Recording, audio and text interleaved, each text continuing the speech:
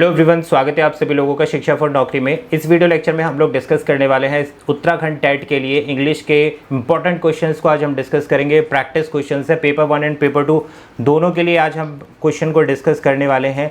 Language रहेगी हमारी paper 1 and paper 2 और लैंग्वेज रहेगी इंग्लिश। तो काफ़ी इंपॉर्टेंट सेशन होने वाला है भाई। लैंग्वेज इंग्लिश के लिए आप सभी लोगों की डिमांड पर इंग्लिश के क्वेश्चंस को लेके आ रहा हूँ मैं। तो वीडियो को लास्ट तक देखना, बहुत ही यूज़फुल वीडियो होने वाली है आप सभी लोगों के लिए। काफ़ी सारी चीज़ें आपको क्लियर होंगी, काफ़ी सारे रूल्स बताने वाला हूँ, कुछ ग्रामर के कुछ कॉन्सेप्ट्स के रूल बताने वाला हूँ। तो वीडियो को लास्ट तक देखना। वीडियो पसंद आ जाए तो एक अच्छा सा कमेंट लीव करना, और टेलीग्राम पर अभी तक नहीं कनेक्ट किया है तो टेलीग्राम पर कनेक्ट कर लो भाई। सारे लिंक्स मिल जाएंगे। बहुत जल्दी लाइव क्लासेस स्टार्ट होने वाली हैं उत्तराखंड टेट प्रिपरेशन के लिए, तो मेक श्योर आप चैनल को ज़रूर सब्सक्राइब कर लें। तो स्टार्ट करते हैं फिर आज की अपनी वीडियो, जिसमें हम लोग इंग्लिश के क्वेश्चंस को डील करने वाले हैं। आज इंग्लिश के क्वेश्चन को समझेंगे भाई, और किस लेवल के क्वेश्चन आते हैं वो सारी चीज़ों को यहाँ पर हम देखने वाले हैं। तो क्वेश्चन नंबर 1 बोलता है choose the correct declarative sentence. तो आपसे पूछा गया है कि इनमें से कौन सा सही एक डिक्लेरेटिव सेंटेंस है। डिक्लेरेटिव सेंटेंस के बारे में भी बात करेंगे। तो ऑप्शन नंबर बोलता है mangoes are green, pencil is not my, they are playing, I am a student of class 2। तो यहाँ पर राइट आंसर क्या होगा? तो देखो भाई, बहुत सारे लोग कह रहे थे इंग्लिश को भी हिंदी में समझा दो। यार हिंदी में ही बोल रहा हूँ, बट जो सेंटेंस इंग्लिश में है तो उसको तो मुझे इंग्लिश में ही बोलना पड़ेगा। तो भाई यहाँ पर पूछा गया है कि डिक्लेरेटिव सेंटेंस क्या होता है। डिक्लेरेटिव का मतलब क्या होता है कि भाई किसी चीज़ के बारे में आप घोषणा कर रहे हो, है ना। आप घोषणा कर रहे हो तो वो कैसी होनी चाहिए भाई? निश्चित होनी चाहिए, कन्फर्म होनी चाहिए, बिल्कुल। तो वही पूछा गया है कि जो सेंटेंस बोले तो वाक्य कि निश्चित एक तरह से डिक्लेयर कर देने वाला, घोषित कर देने वाला वाक्य इनमें से कौन सा है?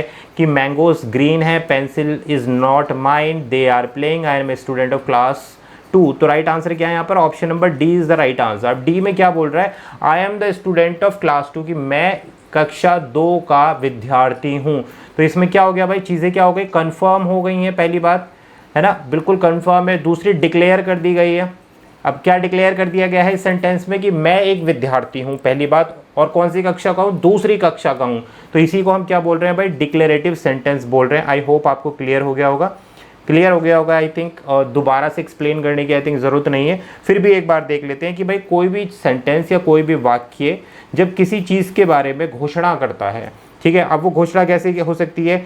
कि कोई भी इंफॉर्मेशन हो सकती है पर्टिकुलर, यानी कि कोई भी जानकारी हो सकती है। अब वही जानकारी सही होगी ना, तभी तो घोषित की जाएगी कि रिजल्ट आ गया है। फॉर एग्जांपल अगर हम बात करें, रिजल्ट डिक्लेयर्ड हो गया है ना, तो रिजल्ट क्या है? परीक्षा का परिणाम घोषित हो चुका है। तो वो क्या घोषित कर दिया गया ना उसे, उसमें कोई कंफ्यूजन तो नहीं रहा, इन्फॉर्मेशन आपको मिल गई है इससे। तो ये क्या हुआ हमारे पास? डिक्लेरेटिव सेंटेंस हुआ। बढ़ते हैं क्वेश्चन नंबर 2 की तरफ। क्वेश्चन 2 बोलता है in the given sentence which one is a complex sentence. तो देखो भाई, क्वेश्चन बहुत ही बढ़िया है। आपको बताना है कि इनमें से कौन सा कॉम्प्लेक्स वाक्य है, कौन सा कॉम्प्लेक्स सेंटेंस है। सेंटेंसेस देख लेते हैं। Ram is a boy, Sangita is a successful doctor but is very proud, they are not good people, will you help the Rama. तो आपसे पूछा गया कॉम्प्लेक्स सेंटेंस इनमें से कौन सा है। तो देखो यहाँ पर जो कॉम्प्लेक्स सेंटेंस है वो ऑप्शन नंबर बी इसका करेक्ट आंसर है। क्या है भाई यहाँ पर? Sangeeta is successful. कॉम्प्लेक्स का मतलब क्या है? देखो, दो सेंटेंसेस को जब एक कर दिया जाता है, ठीक है, ध्यान से सुनो, दो सरल वाक्यों को जब मिलाकर एक बनाया जाता है और उसको मिलाने के लिए कुछ शब्दों की जरूरत होती है। अब यहाँ क्वेश्चन देखें, संगीता इज सक्सेसफुल डॉक्टर, ठीक है, संगीता क्या है? एक सक्सेसफुल डॉक्टर है। बट, तो यहाँ किस वर्ड का यूज किया गया? बट इज वेरी प्राउड, यानी कि बहुत ही घमंडी है। तो ये सेंटेंस अलग हो गया, पहला वाला सेंटेंस अलग हो गया, और इसको किस चीज से जोड़ा गया भाई? इसको बट से जोड़ा गया है, बैट से नहीं, बट से जोड़ा गया है। तो इस तरीके के सेंटेंस को हम क्या बोलते हैं भाई? कॉम्प्लेक्स सेंटेंस बोलते हैं। तो देखो, ध्यान से देखो, कॉम्प्लेक्स सेंटेंसेस क्या होते हैं, इनकी अगर विशेषता बताए तो कॉम्प्लेक्स सेंटेंसेस इंडिपेंडेंट सेंटेंसेस होते हैं, कि यानी कि कॉम्प्लेक्स सेंटेंसेस आर इंडिपेंडेंट, यानी कि स्वतंत्र होते हैं। तो कैसे? संगीता इज सक्सेसफुल डॉक्टर, तो ये एक अपना स्वतंत्र वाक्य है। बट इज वेरी प्राउड, तो ये भी स्वतंत्र वाक्य है, लेकिन एक दूसरे से रिलेट करते हैं, स्वतंत्र है। और इनको किस चीज़ से जोड़ा गया है भाई? इनको जिस चीज़ से जोड़ा जाता है उसे, जैसे ऐसे वर्ड्स होते हैं, बट हो गया, या फिर येट हो गया, ठीक है, या फिर नॉर हो गया, और हो गया, एंड, या फिर फॉर, एटसेट्रा। इस प्रकार के वर्डों को के साथ में दो इंडिपेंडेंट सेंटेंसों को जब जोड़ा जाता है तो वो क्या कहलाते हैं भाई, कॉम्प्लेक्स सेंटेंस कहलाते हैं। Option number B is the right answer. देखो भाई इस तरीके के क्वेश्चन आपको ग्रामर में डेफिनेटली देखने के लिए मिलेंगे, डायरेक्ट इनडायरेक्ट से आपको क्वेश्चन देखने के लिए मिलेंगे, इडियम एंड फ्रेजेस से क्वेश्चन देखने के लिए मिलेंगे, एक्टिव पैसिव से क्वेश्चन देखने के लिए मिलेंगे। तो क्वेश्चन नंबर 3 आप लोगों के सामने है, change the following sentence into passive voice. अब आपको क्या करना है कि यहाँ पर पैसिव वॉइस में कन्वर्ट करना है, he is writing the book. तो इस क्वेश्चन को, इस सेंटेंस को आपको किस में कन्वर्ट करना है, पैसिव वॉइस में। तो ऑप्शंस देख लेते हैं, the book has been written by him, the book is being written by him, the book is written by him, या book was written by him. तो देखो भाई एक्टिव से पैसिव बनाने के लिए कुछ रूल्स होते हैं, कुछ बेसिक चीज़ें होती हैं जो हमें समझनी पड़ती हैं। सबसे पहले हमें जो सेंटेंस दिया है उसके काल का पता लगाना है, यानी कि उसके हमें टेंस का पता लगाना है। टेंस को ही हिंदी में क्या बोलते हैं, काल, की कौन से टेंस में हमारा सेंटेंस दिया गया है। ये है he is writing the book. तो अब आपको बताना है कि भाई यहाँ पर कौन सा सेंटेंस दिया गया है। तो सेंटेंस है हमारा प्रेजेंट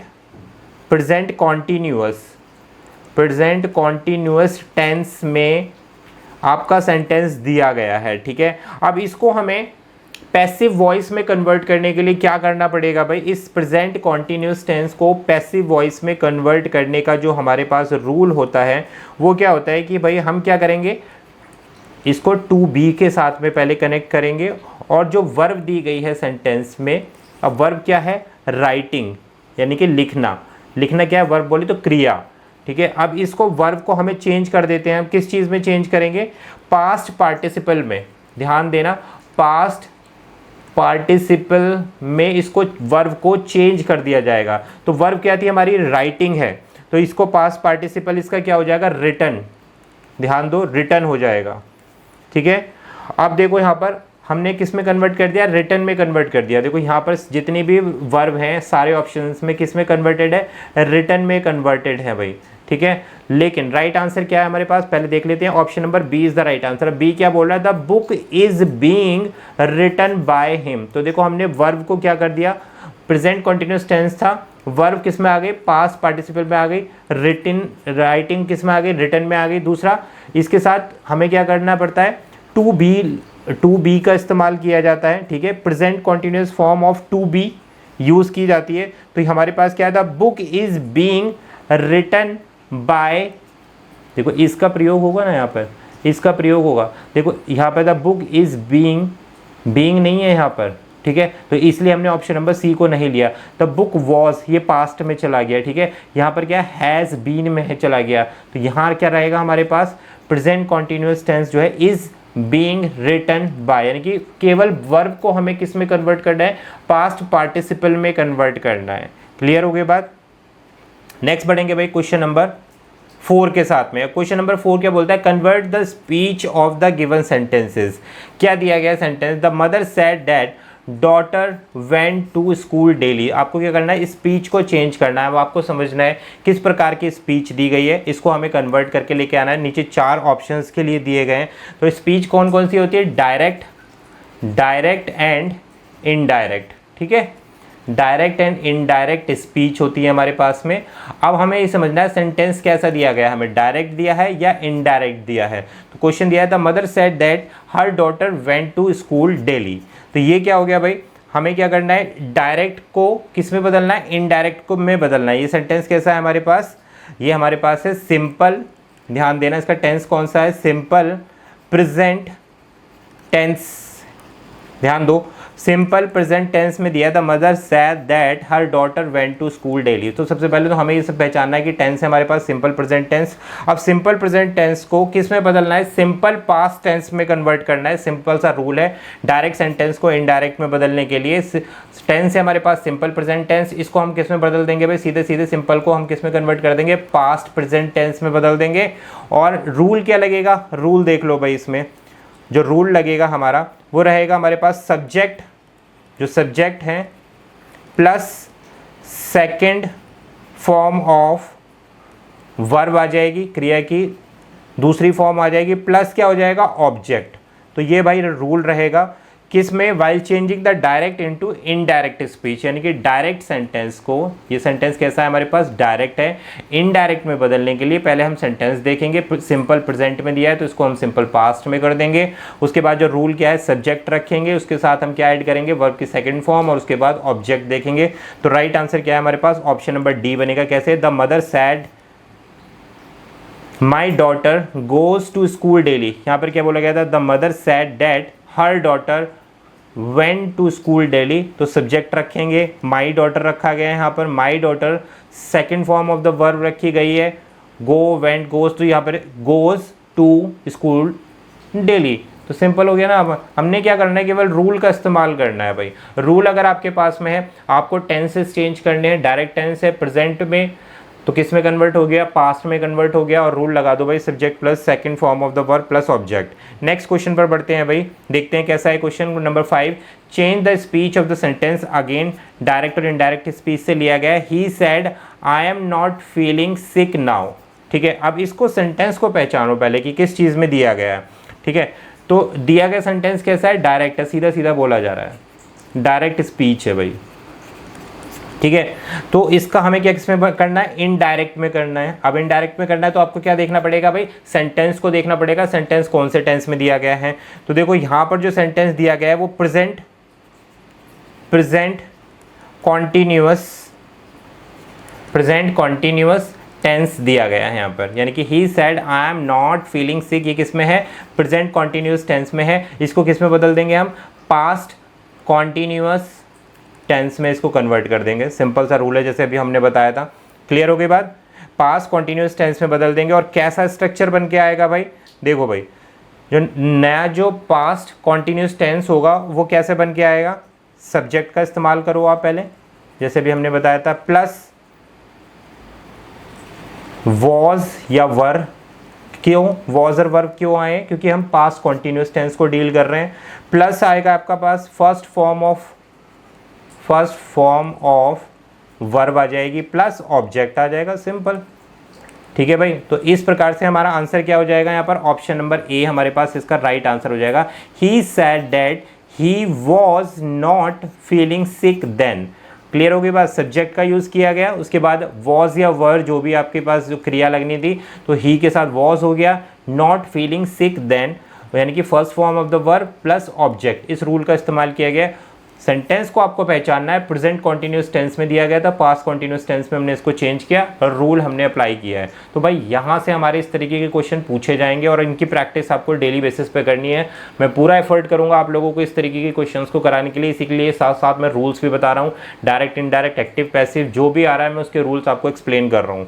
क्लियर हो गई बात। अब हमें क्या करना है, नेक्स्ट क्वेश्चन 6 आता है, convert the speech of given sentence Ram said we love our country. अब इसकी भी आपको क्या डायरेक्ट इनडायरेक्ट स्पीच को कन्वर्ट करना है। तो गिवन सेंटेंस किस में है भाई, अगेन डायरेक्ट स्पीच में है। अब डायरेक्ट स्पीच का आपको रूल पता चल गया होगा, इनडायरेक्ट में करने के लिए आपको क्या करना पड़ेगा, इसका सेंटेंस का जो टेंस है वो पहचानना पड़ेगा। तो Ram said we love our country, ठीक है।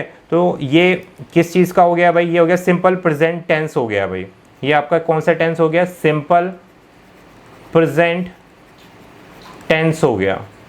किस में कन्वर्ट कर देंगे इसको, पास्ट प्रेजेंट टेंस में इसको कन्वर्ट कर देंगे इनडायरेक्ट करने के लिए। क्लियर हो गई बात, जो हमने अभी 3rd नंबर पे क्वेश्चन देखा था वही है सेम, मतलब रूल वही लगेगा। अब इसमें क्या हमारे पास आएगा, सब्जेक्ट आ जाएगा, सेम रूल आ जाएगा, subject plus second form of verb आ जाएगी प्लस ऑब्जेक्ट आ जाएगा, ठीक है।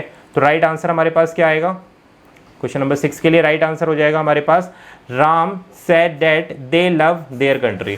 तो option number A is the right answer हो जाएगा। Subject plus second form of the verb plus object का इस्तेमाल किया, सिंपल प्रेजेंट से हमने किस में कन्वर्ट कर दिया, पास्ट प्रेजेंट टेंस में कन्वर्ट कर दिया, बिल्कुल सही है भाई। नेक्स्ट क्वेश्चन आता है 7। अब देखो 7 क्वेश्चन को समझते हैं। इसमें बोला गया एरर, आपको एरर पहचाननी है। इस तरीके के क्वेश्चन हमने जो इंग्लिश का प्रीवियस ईयर के एक वीडियो में हमने अभी प्रीवियस ईयर को डिस्कस किए हैं, आगे और भी वीडियोस आप लोगों को देखने के लिए मिलेंगी। तो उसमें हमने देखा था कि एरर वाले क्वेश्चंस रखे गए हैं, इसलिए मैंने यहाँ पर आपको प्रैक्टिस के लिए read the sentence carefully and choose the part which has error. देखो, he try to open the lock by a wrong key. अब इसमें क्या चीज़ गलत है इस सेंटेंस में वो पहचाननी है। He try to open the lock by wrong key, या इसमें कोई भी एरर नहीं है। तो देखो राइट आंसर आपको पहचानना है, ही ट्राइड, उसने कोशिश करी ताला खोलने की, बाय ए रॉन्ग की, तो यहाँ पर बाय का इस्तेमाल नहीं होगा, यहाँ पर इस्तेमाल होगा किसका, लॉक विद आ की, मतलब की के द्वारा ना, तो बाई का इस्तेमाल नहीं होगा यहाँ पर, तो ये गलत है भाई। ऑप्शन नंबर सी वाला जो ऑप्शन है इसी में एरर है, बाय ए रॉन्ग की जो लिखा है, बाय की जगह हम क्या इस्तेमाल करेंगे, विद वर्ड का इस्तेमाल करेंगे। यहाँ पर क्या आना चाहिए था, he try to open the lock with a wrong key, तो ये सही हो जाता सेंटेंस। यहाँ पर क्या यूज किया है, बाय का इस्तेमाल किया है, तो ऑप्शन नंबर सी। नेक्स्ट पढ़ते हैं भाई, क्वेश्चन नंबर 8 देखते हैं। Read the sentence carefully and choose the part which has error. Again हमारे पास एक एरर वाला क्वेश्चन आया है। Amphibians are those organism that can live both in the water and the land.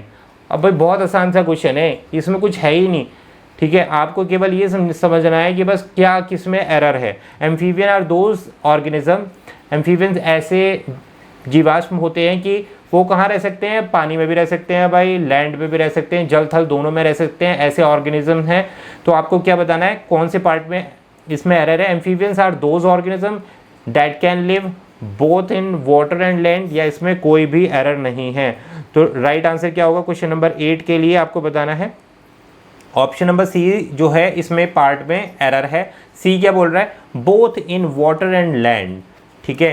तो यहाँ पर क्या आता है भाई, तो करेक्ट जो सेंटेंस बनेगा, amphibians are those organism that can live in water and land. ध्यान देना क्या चेंज हुआ है, बहुत अच्छे से ध्यान देना, that can live both in water and land, ठीक है। ऑन, देखो यहाँ पर क्या किया था, यहाँ पर इन्होंने बोथ का प्रयोग किया है, बोथ यानी कि दोनों। जब आपने बोथ का इस्तेमाल कर दिया है तो वाटर और लैंड को सेपरेट करने की आपको ज़रूरत नहीं थी। अगर आपने सेपरेट कर रखा है तो सीधा सीधा बता दो ना कि एम्फीबियंस वो ऑर्गेनिज्म है दैट कैन लिव किसमें, पानी में और तल में, दोनों में रह सकते हैं। तो इसने क्या, दैट कैन लिव बोथ इन जो किया है ना, तो ये गलत हो गया यहाँ पर। तो option number C is the right answer, ठीक है। देखो इन वाटर, यहाँ पर एक चीज़ और करेंगे, एंड का प्रयोग नहीं होगा यहाँ पर। देखो और एक चीज़ यहाँ पर निकल के आएगी, इन वाटर पानी के अंदर, और उसके साथ क्या आएगा, ऑन लैंड पर, लैंड के में नहीं रहते, लैंड में नहीं होता, लैंड के ऊपर होता है। तो ऑन लैंड का प्रयोग होगा, इन वाटर का प्रयोग होगा, तो इसलिए यहाँ पर क्या हो गया, ये ऑप्शन नंबर सी जो है राइट आंसर हो गया। नेक्स्ट आता है question number 9, filling the blanks with the most suitable options. आपको बताना है यहाँ पर सबसे सही और suitable option filling the blanks में क्या आएगा। सेंटेंस दिया है, a little publish deal Pepsi has, filling the blanks दिया है, the entire soft drink market in the Afghanistan. क्या है भाई, ऑक्यूपाइड, स्वेलोड, कैप्चर्ड या फिर कंक्वायर्ड। अब इन चारों ऑप्शन में क्या राइट ऑप्शन यहाँ पर फिल किया जाएगा, ये आपको बताना है।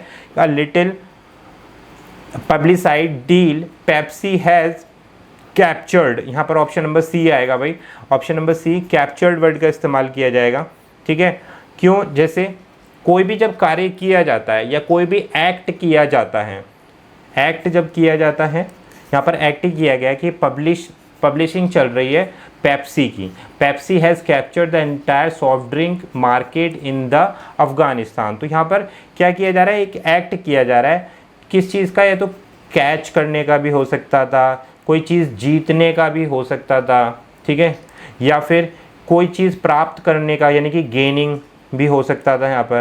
यानी कि कोई भी चीज़ जब आप किसी तरीके से फोर्सफुली यानी कि बल के आधार पर जब आप कोई चीज़ प्राप्त करते हो, a little publish deal Pepsi has captured, मतलब उसने पूरे अफगानिस्तान में सॉफ्ट ड्रिंक के मार्केट पर कब्जा कर लिया है पेप्सी ने, ठीक है। तो ये क्या हो रहा है, मतलब एक फोर्सफुली हो रहा है, फोर्सफुली मतलब इनडायरेक्ट वे में फोर्सफुली हो रहा है कि पेप्सी ने सारी कोल्ड ड्रिंक्स को ओवरटेक कर लिया है। तो उस मूवमेंट के लिए हम क्या इस्तेमाल करते हैं, कैप्चर्ड वर्ड यूज़ करते हैं, या फिर इसमें कैचिंग, विनिंग, गेनिंग, इन सब वर्ड का भी हो सकता था, ठीक है। तो राइट आंसर हमारे पास क्या रहेगा, ऑप्शन नंबर सी रहेगा, मोस्ट सुटेबल।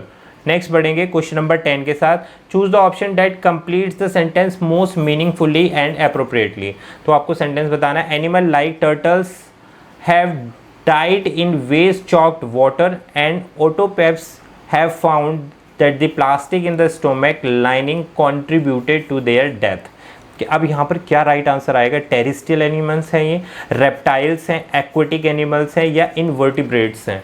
तो भाई आपको पता होना चाहिए कि कौन से ऐसे एनिमल्स हैं, यहाँ पर लिखा है देखो, एनिमल्स लाइक टर्टल। अब टर्टल क्या होते हैं, टर्टल यानी कि जो क्या बोलते हैं उसको, जो पानी में भी चलते हैं, एम्फीबियंस जो होते हैं, तो उनको टर्टल, मैं हिंदी में प्रोनाउंस नहीं कर पा रहा हूँ, माइंड से स्किप हो रहा है, कछुआ जिसको बोलते हैं, टर्टल बोलिए कछुआ। तो आपको पता है कछुआ कहाँ रहता है, पानी में भी रह सकता है, वाटर में भी रह सकता है, और दूसरा लैंड में भी रह सकता है। तो इनके पेट में क्या हो जाता है, कुछ वेस्ट चॉक्ड वाटर आ जाता है, तो हैव फाउंड दैट प्लास्टिक भी आ जाता है इनके स्टोमक में कंट्रीब्यूट, और यही क्या रीज़न हो जाता है, कई बार इनकी डेथ का एक रीज़न हो जाता है। तो इन सबको क्या बोलेंगे भाई, एक्वेटिक लाइक टर्टल्स। तो देखो यहाँ पर क्या लगेंगे, एक्वेटिक। एक्वेटिक क्या होते हैं, वो एनिमल्स जो पानी में रहते हैं, animals like turtle and dugongs. तो ये क्या है, एनिमल्स की प्रजाति है। Have died in waste choked water, जिसमें वेस्ट होता है, जिसमें गंदा पानी होता है, उसमें रहने वाले जो एनिमल्स हैं,